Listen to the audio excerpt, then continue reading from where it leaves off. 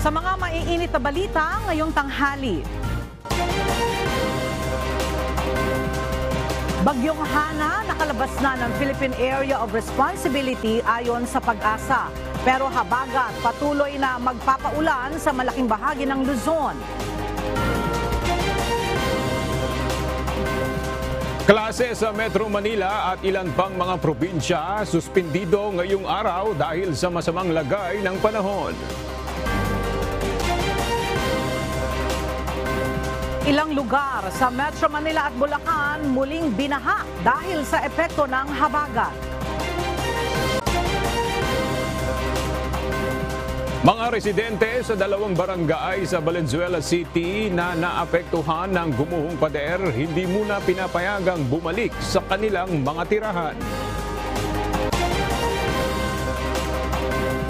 Pangulong Ferdinand Marcos Jr. bibiyahe na mamaya patungong Indonesia para dumalo sa gaganaping 2023 ASEAN Summit. Jakarta Convention Center nakahanda na para sa gaganaping pagpupulong ng ASEAN leaders. At panibagong oil price hike muling ipatutupad bukas ng mga kumpanya ng langis.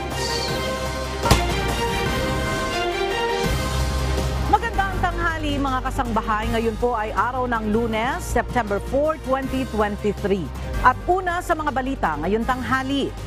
Suspendido ang pasok sa ilang lugar sa bansa ngayong araw ng Lunes dahil sa masamang lagay ng panahon na dulot ng habagat. Walang pasok all levels sa public at private schools sa mga lungsod ng Caloocan, Malabon, Marikina, Parañaque, Pasay, San Juan, Valenzuela, Mandaluyong, Navotas at City of Manila at Muntinlupa. Batay naman sa abiso ng Quezon City Local Government, localized o piling lugar lamang ang walang pasok ngayong umaga na makikitang nakapaskil sa kanilang social media page. Habang suspendido na ang klase sa hapon sa Quezon City sa lahat ng antas, mapapribado o pampublikong paaralan. Samantala, wala rin pasok all levels sa pampubliko at pribadong paaralan sa mga probinsya ng Angeles City, Bataan, Santa Lucia, Ilocos Sur at Pampanga. Preschool to high school o preschool to senior high school naman sa Atok, Benguet. Preschool to elementary naman ang walang klase ngayong araw sa Baguio City. Samantala, wala rin pasok ang ilang bayan sa Pangasinan, kabilang na ang Calasiao, Dagupan City, Infanta at Mangaldan. Wala rin pasok sa bayan ng Santa Barbara, San Fabian, Mga Tarem, Malasiki at Mapandan. Preschool to senior high school sa Alaminos, habang all levels naman sa Lingayen kasama ang mga government offices.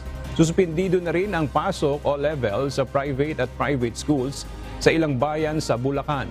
Partikular na sa Bustos, Baliwag, Bukawe, Malolos, Kalumpit, Plaridel, San Rafael, Baliwag, Bulacan, Paumbong, Norzagaray, Angat, Hagonoy, Giginto, San Ildefonso, Pulilan, Balagtas, Pandi, Obando, San Miguel. Ilang mga paaralan sa Metro Manila ang nahuli o na-late sa pagdedeklara ng class suspension ngayong araw dahil kung kaya't may mga estudyanteng nagpumilit pa rin pumasok. Gayunman ay pinauwi rin kalaunan dahil sa masamang lagay ng panahon. Mula sa Quezon City, ang detalye ng balita ay hahatid ni Bernadette Tinoy live. Bernadette, nakauwi na ba yung mga estudyante na naapektuhan ng class suspension? Aga, nandito tayo ngayon sa President Corazon Aquino Elementary School at isa nga ito sa mga paaralan sa lungsod ng Quezon na huli na nang maanunsyo na suspendido ang klase. Kaya kanina, naabutan natin ng mga magulang na sinundo ang kanilang mga anak dahil nakapasok na ang mga ito sa paaralan. Nakausap din natin aga kanina ang principal ng President Corazon Aquino Elementary School na si Dr. Wilma Pilar Rosal at sinabi niyang nakapasok na nga kanina ang mga estudyante na nasa morning shift pasado alas 6 ng umaga. Pero bandang alas 7 ng umaga rin ay sinuspindi na ang klase kaya sanaan niya ay sa susunod ay mas agahan na ang pag-anunsyo ng suspensyon upang hindi na maabala pa ang mga magulang, mag-aaral, maging ang mga guro. Aga dito rin sa tapat ng President Corazon Aquino Elementary School, ang Batasan Hills National High School naman ay na itinuturing na pinaka-populated na eskwelahan ay huli na rin ng maanunsyo na kanselado ang klase, kaya naman nakapasok na rin ng mga mag-aaral sa morning shift at kinalaunan nga din ay pinauwi na sila sa kanilang bahay. At yan muna ang latest mula dito sa Quezon City. Balik sa'yo, Aga. Maraming salamat, Bernadette Pinoy. Pansamantalang sinuspinde ng Metropolitan Manila Development Authority o MMDA ang biyahe ng Pasig River Ferry System ngayong araw. Ito'y dahil pa rin sa nararanasang malalakas na buhos ng ulan ngayong araw dahil sa habagat. Samantala, kanselado rin ang ilang flights sa Ninoy Aquino International Airport, bunsod ng masamang lagay ng panahon. Base sa advisory ng Manila International Airport Authority o MIAA, kabilang sa mga kanselado ang ilang flights ng Philippine Airlines na Manila to Xiamen at Xiamen to Manila. Gayon din ang balikang biyahe ng Xiamen Airlines na Xiamen to Manila at Manila to Xiamen.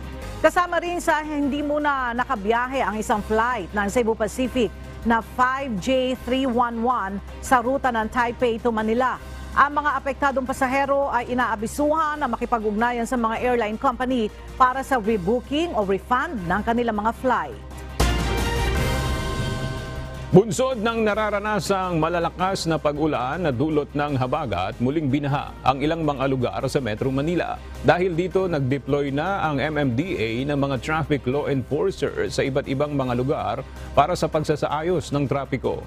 Mula sa Valenzuela City, alamin natin ang latest mula kay JP Nunez live. JP, base sa monitoring ng MMDA, saan-saang mga lugar ba yung baha ngayon sa Metro Manila? Aga, batay nga dun sa monitoring ng MMDA, kasama itong area ng Dalandanan sa Valenzuela na nagkaroon ng pagbaha bunsod nga ng pagbuhos ng ulan na dala ng habagat. Dito yan sa area ng MacArthur Highway, corner T. Santiago, Cuevas, kung saan yung tubig ay umaabot na dun sa kalahati ng gulong ng mga sasakyan. Dahil sa pagbaha, nagkakaroon na ng bahagyang pagbigat ng daloy ng mga sasakyan. Batay sa flood monitoring ng Metropolitan Manila Development Authority o MMDA, as of 10 a.m. mula sa kanilang Metro Base, mayroong mga kalsada sa Metro Manila ang binaha dahil sa mga pagulang dala ng habagat. Sa Maynila, kasama dyan yung Rojas Boulevard, Pedro Hill. Sa Pasay naman ay sa Rojas Boulevard, corner EDSA Extension.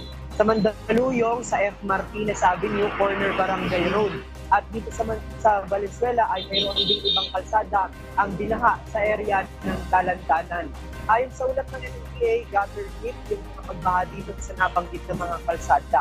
Patuloy naman nila silang magde-deploy ng mga traffic personnel para makatulong sa pagmamando ng mga sasakyan upang maiwasan ang pagtukod ng traffic. At agad dito sa may area natin sa Valenzuela, dito sa MacArthur Highway, dito sa Kitikuran, yung area na merong pagbaha na halos na sa kalahati pa ng gulong ng mga sasakyan, yung taas ng tubig.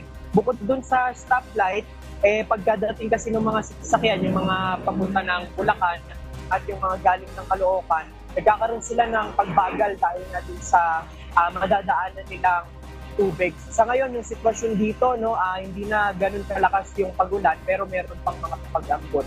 Yan muna ang ating latest live mula dito sa Valenzuela City. Balik sa iyo, Aga. Maraming salamat, JP Nunez. Hindi muna pinapayagan ng Valenzuela local government na bumalik sa kanilang mga tirahan ang mga residente mula sa Barangay Mapulang Lupa at Barangay Ugong na naapektuhan ng gumuhong pader bunsod ng tuloy-tuloy na mga pag-ulan. Dahil dito, mananatili muna ang mga apektadong residente sa mga evacuation center. Mula sa barangay Mapulang Lupa sa Valenzuela City, makibalita tayo kay Ryan Lacanlale live. Ryan, kumusta ang sitwasyon dyan sa mismong lugar na pinangyarihan ng gumuhong pader? PNP personnel itong lugar papasok dito sa residential area dito sa Barangay Ugong at Mapulang Lupa dito sa Valenzuela City.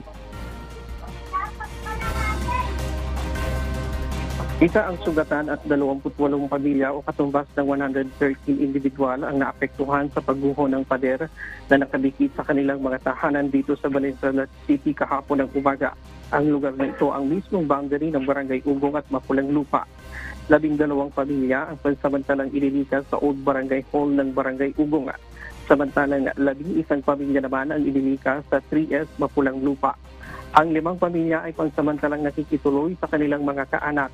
Ang 64-year-old na matanda na malubhang nasugatan dahil nadaganan ng mga debris kahapon ay dinala sa pag-abutan. Ang City Engineering Office at DSWD ay inaasahang magsasagawa ng mapping at integrity test dito sa lugar.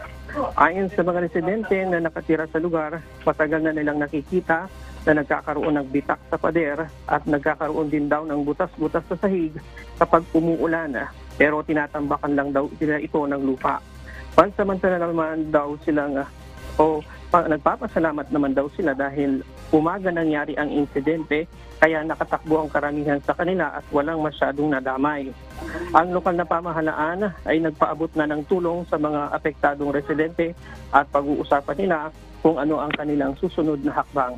Ngayong umaga ay naasahan din natin nadalaw dito sa area, dito sa lugar ng insidente si Mayor Gatchalian para alamin ang sitwasyon dito. Ella. Alright, maraming salamat, Ryan Lacanlale. Muli na namang nalubog sa baha ang ilang mga lugar sa Bulacan. Ito'y bunsod pa rin ang nararanasang mga pagulan na sinabayan pa ng high tide. Dahil dito, apektado na naman ang hanap buhay ng mga residente doon. Mula sa Hagonoy, Bulacan, makibalita tayo kay Nestor Torres live. Nestor, kumusta dyan sa lugar mo? Lubog pa rin ba sa baha dyan sa mga paaralan sa Hagonoy at sa mga kalsada? Aga partikular dito sa lugar ko sa Barangay Santo Rosario ay lubog pa rin sa baha. Hindi lang yung paaralan, pati itong mga daan-daanan. At nasa 10 paaralan dito sa Hagonoy ang lubog sa baha yung mga paaralan. 1 linggo nang nakalubog sa baha ang mga paaralan sa bayan ng Hagonoy at Kalumpit, Bulacan. Nagsimula pa ito noong nakaraang linggo matapos na magkansela ng pasok ang DepEd at ang LGUs na kung saan nasa 20 paaralan nga sa Hagonoy at Kalumpit ang lubog sa baha. Sa Hagonoy ay apektado itong mga paaralan sa lugar ng Ramona Santo Rosario Elementary School at sa High School, San Roque Elementary School at maging sa Santa Cruz Elementary School. Habang sa bayan naman ng Kalumpit, lubog sa baha ang mga paaralan sa Santa Lucia at maging doon sa Calison at San Jose. Sa ngayon, marami ding mga classroom ang kasalukuyan ding lubog sa baha kung saan ay hindi papasok ng mga estudyante at delikado na rin dahil madulas doon sa mga rooms at wala rin nakapapasok ng mga teacher at dahil pati mga estudyante.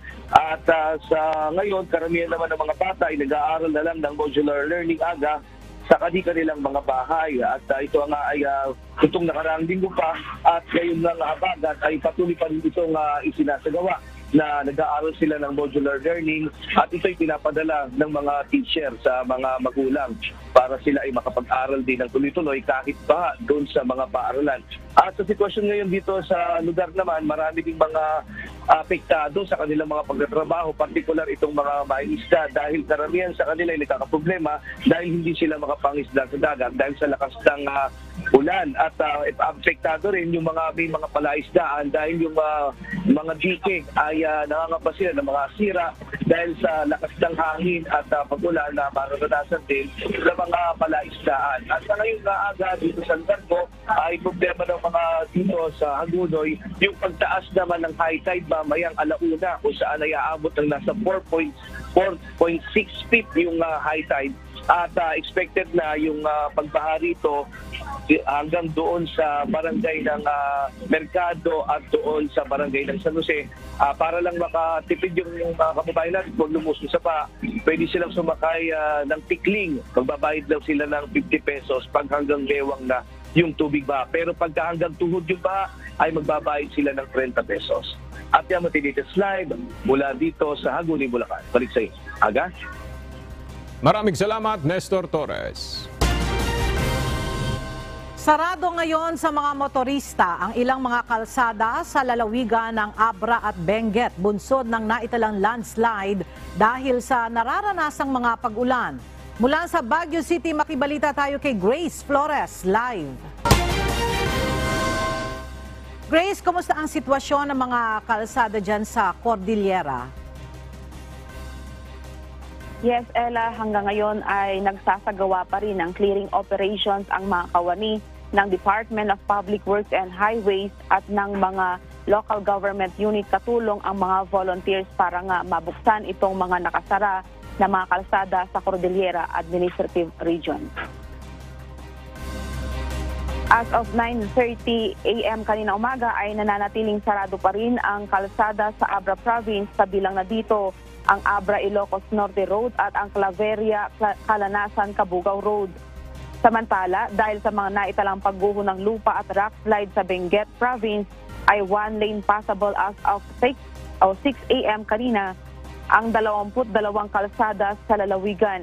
Kabilang dito ang Congressman Andres Acop Cusalan Road, Baguio Itogon Road, Benguet Nueva Vizcaya Road, Asin Nangalisan San Pascual Road, Baguio Bontoc Road sa Ambassador Tublay, bahagi ng kalsada sa Paway Atok, Amaligi Bugyas, sa Sibang Bugyas, Governor Badudangwa National Road sa Paikek Kapangan, Sagpat Kibungan, 3 road section naman sa Poblasyon Kibungan, habang 4 na road section sa Palina Kibungan, Ampusungan Bakon at 2 road section sa Gambang Bakon.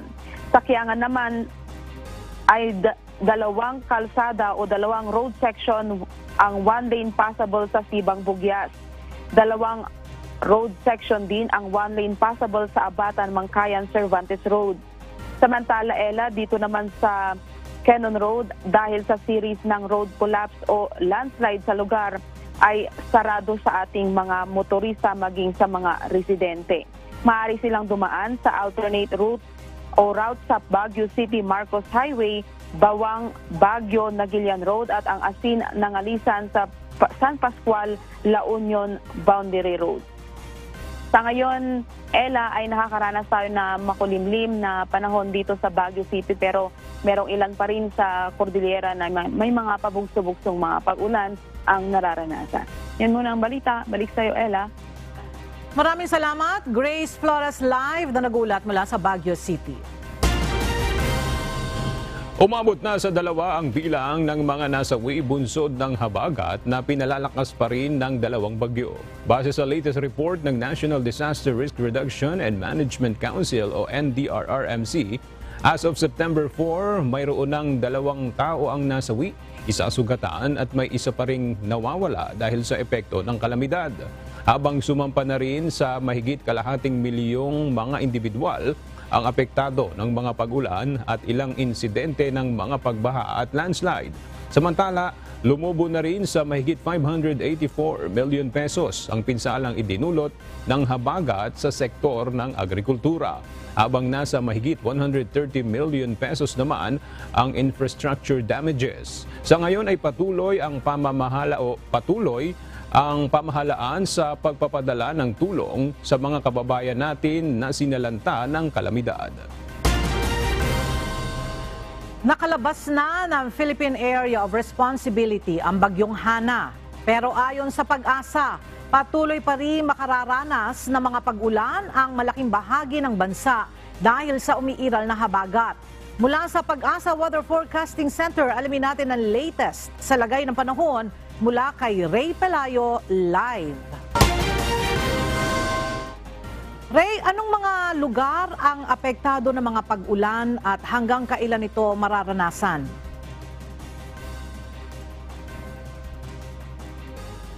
Ray?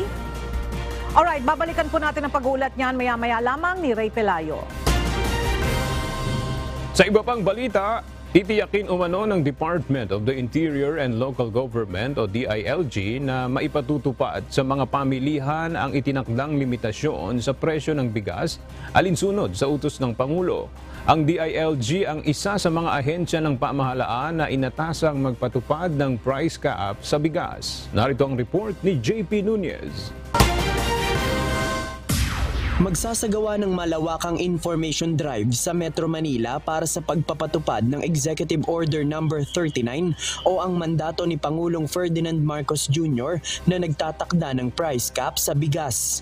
Nitong Sabado, pinulong ng Department of the Interior and Local Government o DILG ang ilang mayor sa Metro Manila at market administrators. Ayon kay DILG Secretary Benhur Abalos Jr., titiyakin nilang maipatutupad ang EO 39 at walang wholesaler o retailer ng mga bigas na lalabag dito. Tutuwang-an niya ang Philippine National Police at mga market masters sa pagpapatupad nito sa mga pampubliko at pribadong pamilihan.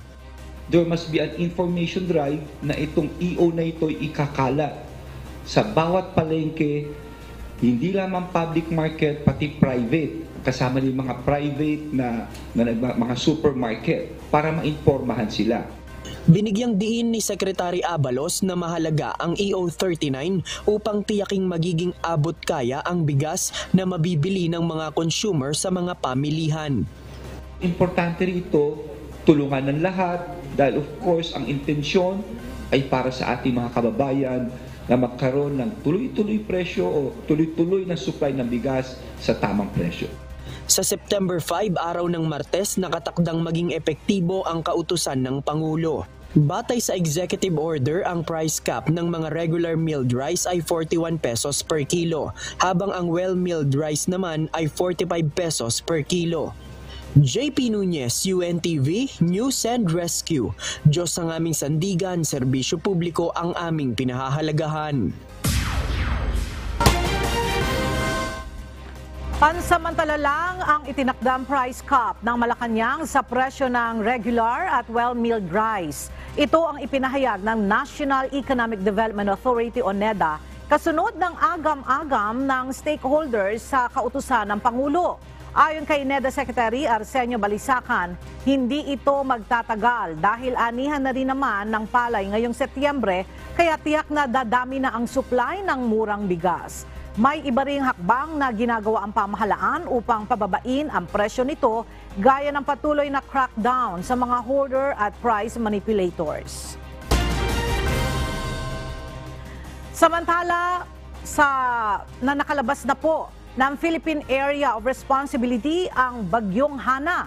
Pero ayon sa Pag-asa, patuloy pa ring makararanas ng mga pag-ulan ang malaking bahagi ng bansa dahil sa umiiral na habagat. At mula sa Pag-asa Weather Forecasting Center, balikan natin ang report ni Ray Pelayo para ihatid sa atin ang latest weather update.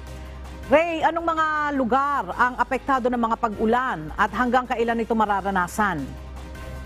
Mostly doon pa rin sa may dito sa may Luzon pa rin yung mga lugar na maapektuhan nga nitong habagat na pinalalakas nitong bagyo na dating ang pangalan ay Hana. At kaninang alas 10 ng umaga, tinamataan ng Pag-asa yung 360 km northwest ng Itbayat, Batanes. Ito ay nasa typhoon category, nasa 120 km per hour. Pero ayon sa Pag-asa, yung ito ay nasa labas na nga ng PAR matapos dumaan ito sa may southern part ng Taiwan. Ang habagat na pinalalakas nitong bagyo ay makakaapekto pa rin sa Metro Manila, Ilocos Norte, Ilocos Sur, La Union, Abra, Benguet, Pangasinan, Zambales, Bataan, Tarlac, Nueva Ecija, Pampanga, Bulacan, Rizal, Cavite, Batangas, Occidental Mindoro at Calamian Islands. Makakaranas pa rin po dyan ng mga pag-ulan at posibleng bukas ay malaking bahagi ng western section ng Luzon at ng Visayas ay makaranas pa rin ng mga pag-ulan. Babala po ng Pag-asa, posible po magdulot ng mga pagbaha at landslide yung maranasan mga pag-ulan dahil sa ilang araw na rin po o halos isang linggo na nakakaapekto sa atin itong southwest monsoon o habagat. Ella? Alright, maraming salamat, Ray Pelayo. Nakahanda na ang Jakarta Convention Center sa Indonesia para sa gaganaping 2023 Association of Southeast Asian Nations Summit and related summit sa Jakarta, Indonesia.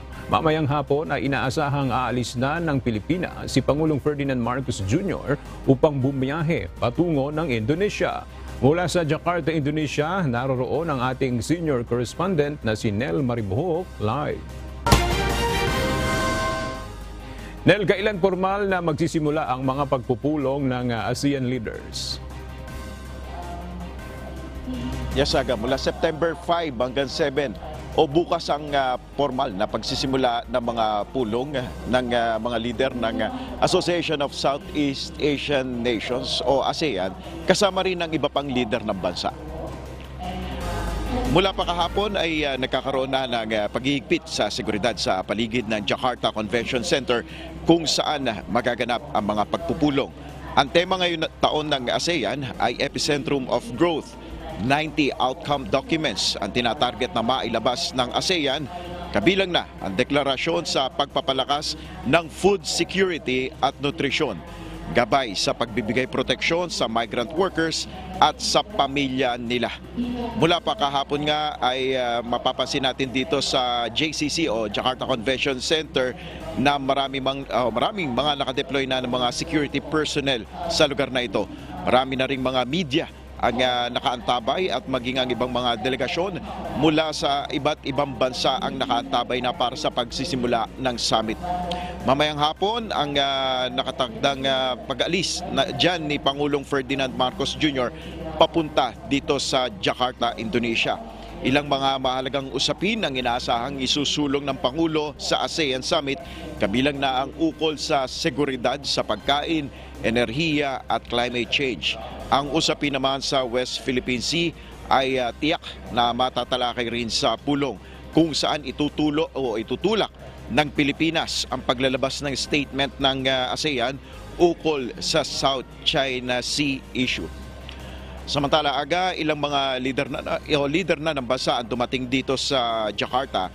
Kabilang dito ang Cook Islands Prime Minister na si Mark Brown, ang Timor-Leste Prime Minister na si Susana Gusmao, at ang huling na-monitor natin na dumating dito ay ang Vietnamese Prime Minister na si Pham Minh Chinh. Patuloy tayong mag-aantabay mamaya para sa pre-departure speech naman ni Pangulong Marcos dyan sa Pilipinas. Yan muna ang ating update. Balik sa iyo, Aga.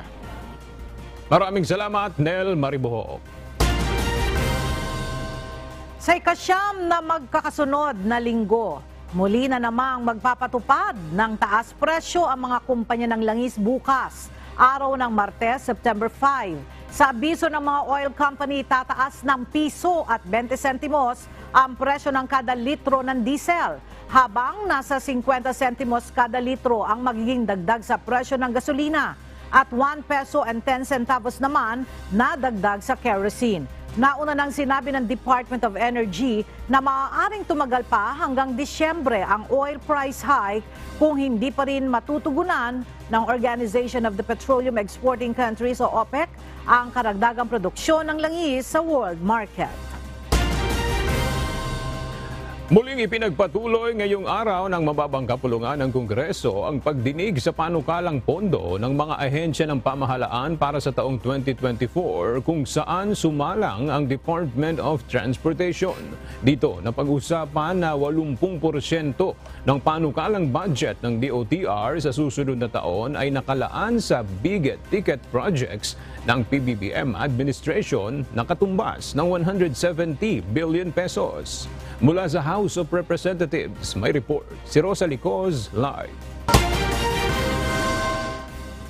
Rosalie, magkano ba sa kabuuan yung proposed budget ng DOTR para sa susunod na taon? Aga, umabot ng 214.29 billion pesos ang panukalang pondo ng Department of Transportation o DOTR para sa susunod na taon. 80% ng proposed budget na ito nakalaan para sa big-ticket transportation projects. Katumbas ito ng 170 billion pesos. Ito ang ipresenta ng DOTR sa House Appropriations Panel ngayong araw. Ilan sa priority projects para sa 2024 ang North-South Commuter Railway Systems, Metro Manila Subway Project Phase 1, gayon din ang subsidy para sa mass transport sa MRT-3, LRT Line 1 Cavite Extension Project, Philippine National Railway South Long Haul Project, MRT-3 Rehabilitation Projects at iba pa. Sa aviation projects, nakatuon ang kagawaran sa modernization at pagdevelop ng mga paliparan sa buong bansa na nagkakahalaga ng 6.1 billion pesos. Samantalang kulang 1 billion pesos din ang nakalaan ng DOTR para naman sa maritime infrastructure. Aga ang panukalang pondo ng Transportation Department para sa 2024 ay doble ng budget ngayong taon na 106 billion pesos. Balik sa iyo, Aga. Maraming salamat, Rosalie Coz. Aprobado na sa komite sa Senado ang panukalang pondo ng Office of the Vice President para sa susunod na taon. Mula sa Senado, may report si Harleen Delgado live. Harleen, ano ang mga isyung natanong kay Vice President Sara Duterte sa pagtalakay sa kanilang proposed 2024 budget? Vice President Sara Duterte sa pagdinig ng Senate Committee on Finance sa panukalang 2.8 billion pesos na pondo ng Office of the Vice President para sa 2024.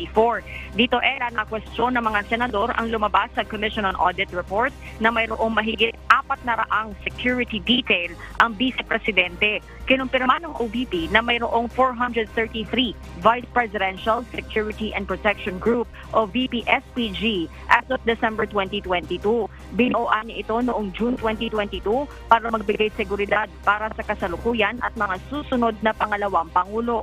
Wala rin umanong nilalabas na pera ang OVP para sa pasweldo sa security detail dahil binubuo ng mga miyembro o binubuo ito ng mga miyembro ng Pambansang Pulisya at Armed Forces of the Philippines.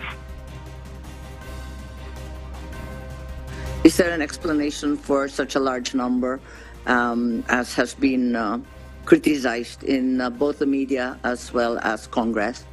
The determination on the number and deployment of VP-SPG personnel is largely dependent on the assessment of the AFP and the PNP. Kasama rin sa mga binusisi ng mga senador ang panukalang 500 million pesos na pondo para sa confidential funds. Tanong ni Senate Deputy Minority Leader Risa Hontiveros, paano matitiyak ng OVP na hindi dodoble o magiging redundant ang paggamit ng confidential funds ng OVP sa trabaho ng security at intelligence agencies ng gobyerno. Depensa ni VP Duterte para umano ito sa ligtas at matagumpay na implementasyon ng lahat ng mga programa ng OVP at para na rin anya sa kanyang trabaho bilang co-chairperson ng National Task Force to End Local Communist Armed Conflict o NTF-ELCAC. Sa kabila nito, ipinauubayaan niya nila sa Kongreso kung pagbibigyan ng kanilang hiling na confidential funds. Iwan natin ang intelligence sa experts dun sa intelligence agencies ng gobyerno in the same way na yung mga civilian agencies ng gobyerno, whether OVP itself or kahit DepEd, ay kumbaga shop nila yung kanilang mandates at yung kanilang expertise. We can only propose, but we are not insisting. We can live without confidential funds. But of course, our work will be much easier if we have the flexibility of confidential funds in monitoring the safe, secure, and successful implementations of the programs, projects, and activities of the Office of the Vice President. Thank you. Sa huli, inaprubahan ng komite ang proposed budget ng OVP matapos ang mahigit 1.5 oras na deliberasyon. At yan muna ang update mula rito sa Senado. Balik sa iyo, Ella. Maraming salamat, Harleen Delgado.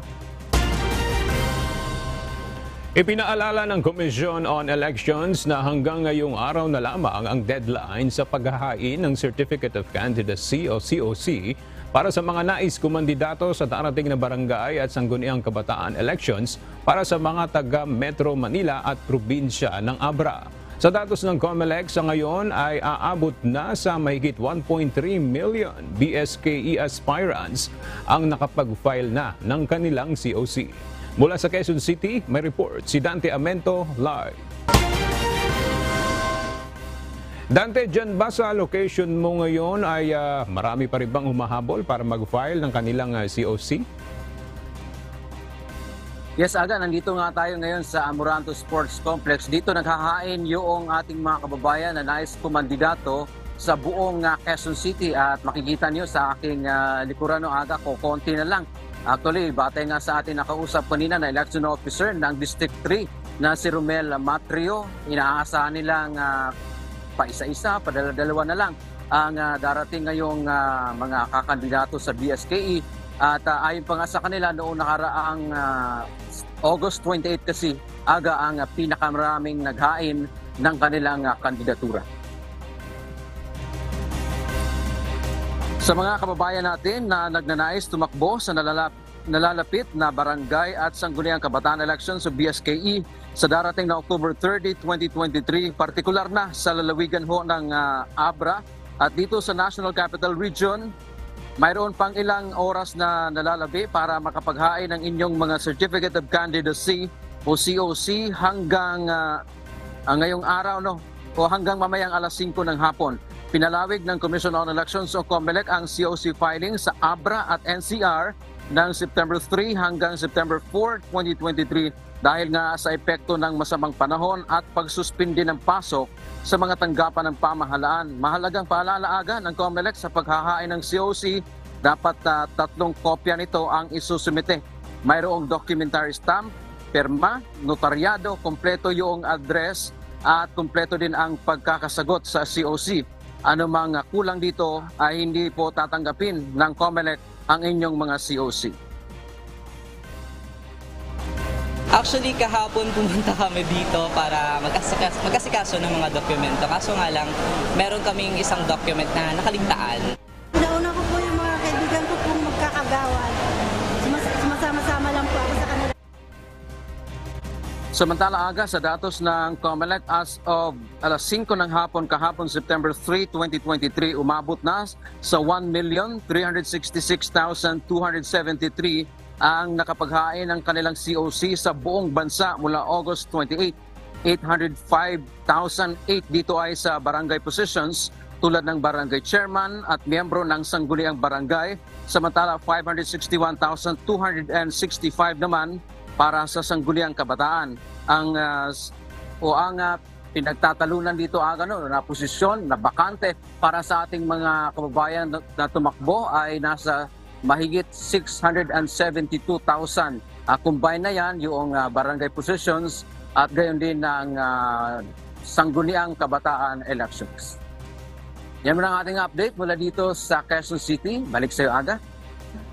Maraming salamat, Dante Amento. Iniulat ngayon ng PNP Forensic Group na umabot na sa 24 na mga pulis ang nagpositibo sa isinagawang drug test ngayong taon. Ayon kay PNP Chief Police General Benjamin Acorda Jr., ang random drug test ay bahagi ng ginagawang internal cleansing ng pambansang pulisya. Mula sa Camp Crame, ang iba pang detalya hatid ni Lea Ilagan live. Lea, ano na ang status nitong mga pulis na nagpositibo sa drug test? Magandang tanghali sa Yuela. Ongoing na ang summary dismissal proceedings laban sa mga pulis na ito na nagpositibo nga sa illegal na droga. Ang iba sa kanila, Ella, natanggal na daw sa serbisyo. Hindi lamang Ella, itong si Chief of Police ng Mandaluyong o yung dating Chief of Police ng Mandaluyong ang nagpositibo sa illegal na droga. Ayon kay PNP Forensic Group Director, Police Brigadier General Constantino Chinayog, nasa 24 ang nagpositibo sa isinagawang random drug test ng PNP simula Enero hanggang ngayong buwan ng Setyembre. Ipinaliwanag dito na mayroong proseso ang ginagawang drug test ng PNP. Una, ititest aniyan nila ang kinuhang urine sample. Sa initial test, malalaman na kung positibo ito sa illegal na droga, kung ito ba ay marijuana o shabu. Subalit para makasigurado, isasalang pa aniyan nila ito sa confirmatory test. Sakaling muling magpositibo, saka pa lamang sila maglalabas ng report ukol dito. Binibigyan din aniya nila ng pagkakataon ang mga nagpositibo na i-challenge ang resulta sa loob ng 15 araw. Ito ay sa pamamagitan ng muling pagsasalang sa drug test sa iba namang drug testing facility. Subalit dapat ay kaparehong sample ang gagamitin at hindi bagong sample. Matatandaang may mga lumabas na resulta ng drug test na nagnegatibo. Itong si Police Colonel Cesar Herente noong August 29. Gayunman, sinabi ng PNP na unang isinagawa ang drug test kay Herente noong August 24 at August 26 naman ang confirmatory test nito na parehong positibo. Ayon naman kay PNP Chief Police General Benjamin Ocorda Jr., magtutuloy-tuloy ang sinasagawang drug test ng PNP sa kanilang mga tauhan bilang bahagi ng kanilang internal cleansing program. Ang mga nagpositibo sa illegal drugs mahaharap sa kasong administratibo at may parusang pagkatanggal nga sa serbisyo. Sinabi pa ni General Ocorda, ipina-account na din niya ang mga nagpositibo noong mga nakaraang taon upang masiguro na hindi na nakabalik ang mga ito sa serbisyo. Matatandaang 3 pulis kabilang si Colonel Herente ang nagpositibo sa isinagawang random drug test ng NCRPO noong buwan ng Agosto. Balik sa iyo, Ella. Leia, ito bang drug test na isinagawa ng PNP, ito ba ay surprise o merong inanunsyo? Tama, Ella, surprise ito. Nagpatawag ng isang meeting itong NCRPO noong Agosto at doon nga isinalang sa drug test itong mga pulis. At noong isinalang yung lahat ng mga chief of police ng Metro Manila, doon na nga nagpositibo itong si Colonel Herente. Subalit August 24 subalit noong August 26 nga ay isinalang ulit ito sa confirmatory test at sinasabi ng PNP na nagpositibo ulit ito. Kaya lang, Ella, may mga lumabas kasi na mga resulta na nagnegatibo ito noong August 29. Ang negatibo ito doon sa nagpatest ito sa labas ng Krami at meron din sa PIDEA. Ang sinasabi ng PNP, dapat ay kaparehong sample ang ginamit. Yung ihi na itinest noong August 24 at 26, dapat yun din ang ginamit sa pagpapatest noong August 29. Alright, maraming salamat. Leia Ilagan live na nagulat mula sa Camp Krame.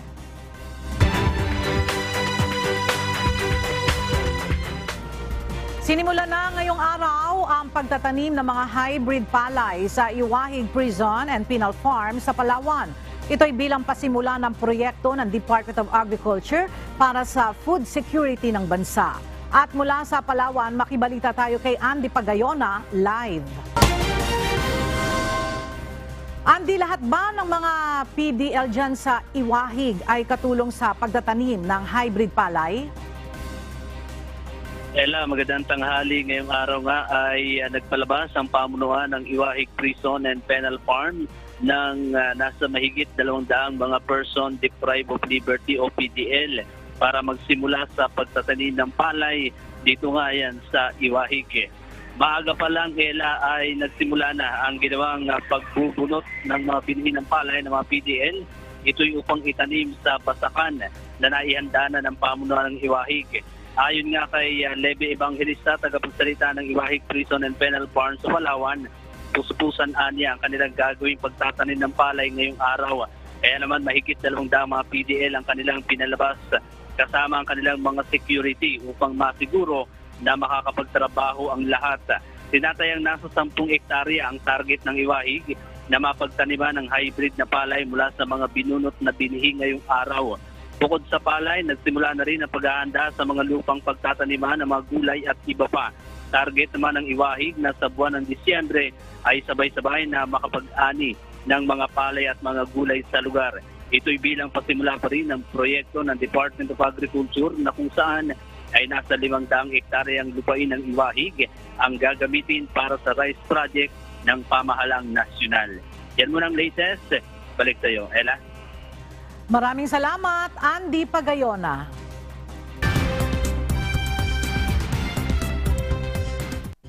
Pumasok na sa Taiwan si Bagyong Haikui at nakapagdala na ng matitinding pag-ulan sa iba't ibang lugar sa bansa.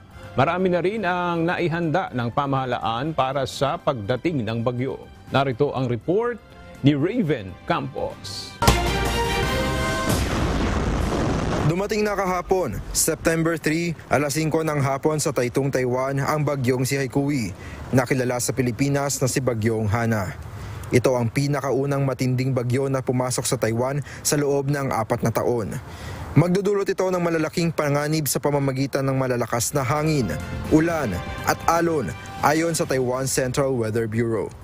Kaya naman iniutos ng mga otoridad ang paglikas ng higit sa 2,800 na tao sa 7 lungsod mula Hualien County na kalapit ng Taitung. Upang bawasan ang epekto ng bagyo, nagmobilisa ang militar ng mga tauhan at kagamitan, kabilang ang mga amphibious vehicle at inflatable rubber boats. Nakansela na rin ang mahigit sa 200 domestic flights at sinara na rin ang ilang mga establishmento sa bahagi ng timog at silangang Taiwan. Hinihikayat naman ni Pangulong Tsai Ing-wen ang mga mamamayan na bigyang pansin ng kaligtasan, iwasan ang mga panganib at maghanda para sa bagyo. May layong 180 kilometro mula sa silangan ng Taiwan ang bagyo bago mag-alas 9 ng umaga kahapon, September 3, na may sustained wind speed na humigit kumulang sa 154 na kilometro kada oras. Si Typhoon Bailu ang pinakahuling major storm na tumama sa Taiwan noong 2019 na nagresulta sa pagkamatay ng isang tao. Raven Campos, UNTV News and Rescue. Diyos ang aming sandigan. Serbisyo publiko ang aming pinahahalagahan. Muling kinilala ang bansang UAE sa tallest category. Ito ay matapos maparangalan ng Guinness World Records bilang tallest landmark signage ang Hatta Marker sa Emirate of Dubai. Narito ang report ni Bradley Robuza. Hinirang bilang Guinness World Records tallest landmark sign ang Hatta Marker sa Dubai, United Arab Emirates noong Biyernes. Sa taas na 19.28 meters na nakatayo sa Hajar Mountains na may height elevation na 450 meters, kinilalang pinakamataas ang Hatta Landmark kumpara sa Hollywood signage na may taas na aabot lamang sa 13 meters. Kilala bilang holiday destination ang Hatta sa Dubai, UAE, kung saan masusubukan ang iba't ibang sports activities gaya ng hiking, mountain biking at paragliding. Dito rin makikita ang Hatta Hydroelectric Power Plant at Hatta Dam kung saan maaaring mag-boat rides, paddling at kayaking. Si Architect Angelo, isang cyclist, aminadong namangha sa ganda ng Hatta at may rekomenda ang lugar hindi lamang sa mga kagaya niyang cyclist, kundi maging sa iba pang sports lover. Kung gusto niyo talagang extreme sa pagbabike, Hatta is the best for the trail. Kasi na-try ko na yung Al-Ain, so mas okay sa akin yung Hatta. So dun sa mga gustong mag-Hatta, hindi lang siya true bike, pwede din siya sa boating, kayak, and hiking. Sa mga gustong pumunta, payo ko lang is true winter. Ang Hatta ay dating parte ng teritoryo ng bansang Oman na ngayon ay naging inland exclave ng Dubai, UAE. Bradley Robuza, UNTV News and Rescue, United Arab Emirates. Diyos ang aming sandigan, serbisyo publiko ang aming pinahahalagahan.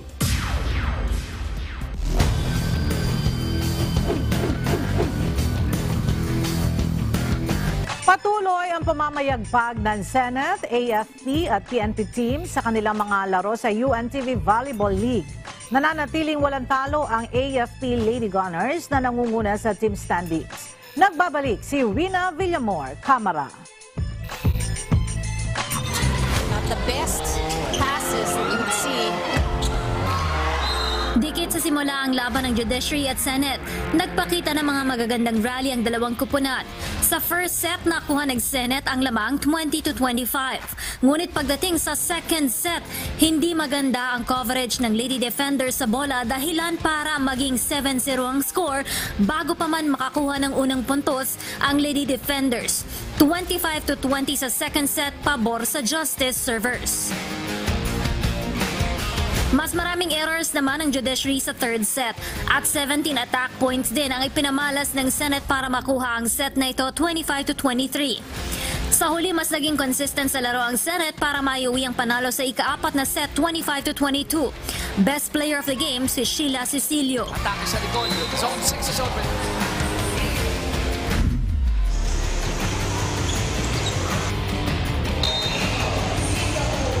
Sa ikalawang laro, naging unstoppable pa rin ang AFP Lady Gunners. 14-25, 16-25 at 4-25 para maiuwi ang panalo at manatiling nasa taas ng team standings. Si Yen Olores ang best player of the game.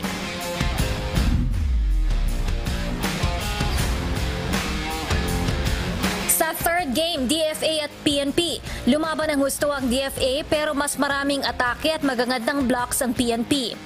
13-25 sa first set.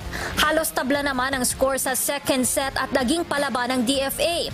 22-25. Maganda ang digs na ginawa ng Lady Patrollers para makuha ang third set 18-25. Best player of the game si Tin Bangcola. Abangan ang susunod na laro sa Linggo, September 10. Ang Judiciary kontra Ombudsman, 1:00 ng hapon. PNP at Senate, 3:00 ng hapon at AFP kontra DFA naman ng 5:00 ng hapon. Rina Villamor, Camera, UNTV News and Rescue. Diyos ang aming sandigan, serbisyo publiko ang aming pinahahalagahan.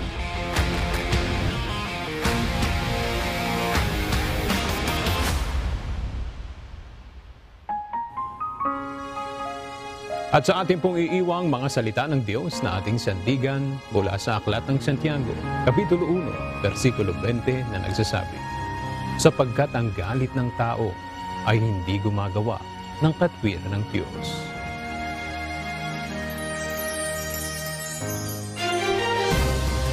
At yan ang mga balitang aming tinutukan at inaksyonan dahil sa aming pagbabalita, una ang pagkalinga sa kapwa.